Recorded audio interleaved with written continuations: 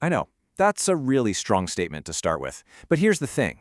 Manipulation is rarely this loud, obvious event. It doesn't really announce itself. It moves quietly, just beneath the surface of our everyday interactions.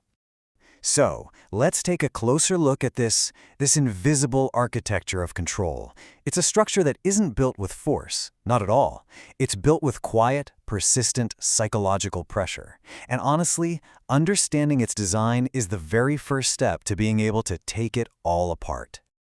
So where does it even start? Well, counterintuitively, the first sign isn't that feeling of being controlled. It's actually a creeping, really unsettling sense of confusion. It's like a fog that just rolls in, making it so hard to see things clearly. What's so interesting here is the actual science behind that feeling of confusion.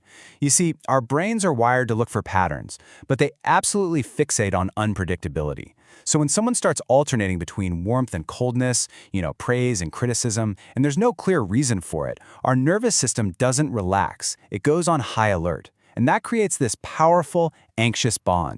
And this, right here, illustrates the trap perfectly. When you're in that state of anxiety, you stop looking for a genuine connection. Instead, your entire being just becomes focused on one thing, finding relief from the tension, from the unpredictability. So you stay, you engage, you try harder, all in the hope of just feeling stable again. Okay, so let's move on to the next phase and see how this thing builds. This constant state of confusion does something really insidious. It makes you stop trusting your own judgment. The very ground beneath your feet starts to feel like it's shifting. We hear the word gaslighting all the time, right? And we often think it's just someone denying reality. But this gives us a much sharper definition. See, it's not really about arguing over the facts. It's about subtly reframing your perception so that you start to believe your gut feeling is wrong. You start asking yourself, wait, am I overreacting? Did I misunderstand that? Your own intuition starts to feel like the enemy. Now, to speed this whole process up, a new element is often thrown into the mix: urgency. All of a sudden, everything is a crisis. Decisions have to be made right now. There's just no time to think, no time to reflect. This chart just breaks it down perfectly. When we're put under that kind of pressure, our higher reasoning brain, it effectively just shuts down. We're thrown into survival mode. Reflection feels like a luxury we just can't afford. And because of that, our decisions don't feel like choices we've made. They feel like necessities we've been forced into. And that's where compliance quietly takes the place of our own judgment. Now, for one of the most powerful tools in this entire structure, kindness. Yeah, I know it sounds strange, but support, when it's offered strategically, can become a really effective form of leverage. It creates this deep, deep sense of emotional debt. The sequence here is absolutely crucial.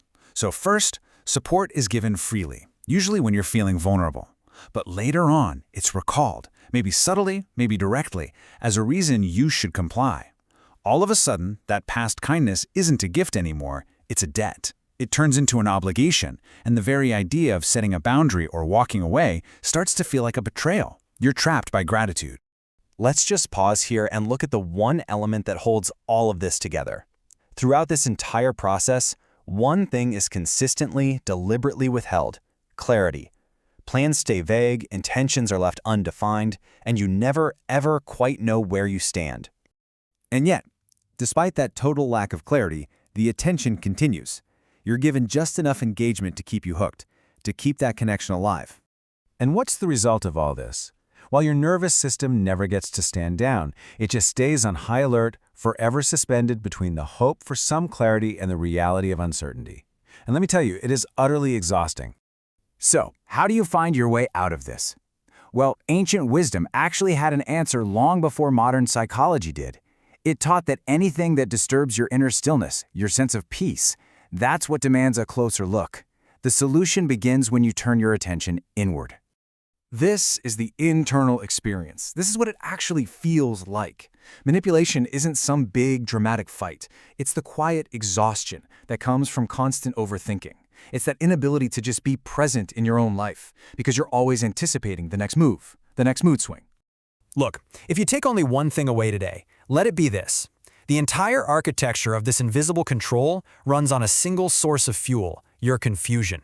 It absolutely needs that fog to survive. Because the moment you find clarity, the second you see the pattern, you name the feeling, and you trust your own perception, that whole structure just begins to crumble. Awareness is like flipping on the lights in a dark room. The influence weakens instantly, because it just can't operate in the dark anymore. So, we're going to end with a question. And it's not about anyone else, it's about you. Just take a moment and really consider, in your own life, what is it that consistently disturbs your inner stillness? Because the answer to that, well, that might be the most important piece of clarity you can ever find.